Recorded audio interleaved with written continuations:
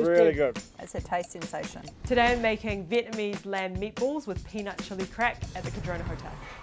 Roughly chop the shallots, ginger, 4 cloves of garlic, some fish sauce, and a little bit of soy sauce as well. 2 teaspoons of brown sugar.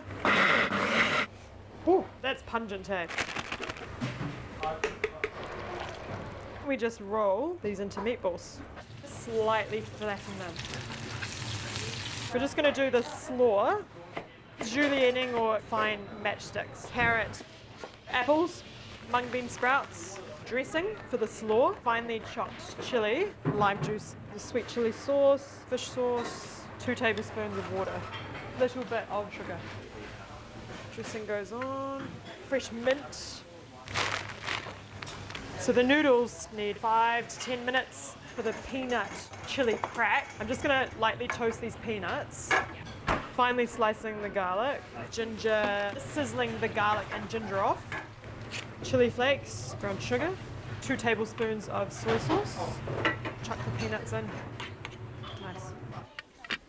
Wow, that looks so good. Beautiful. Right. They're sensational. Really Awesome. fresh. Yum.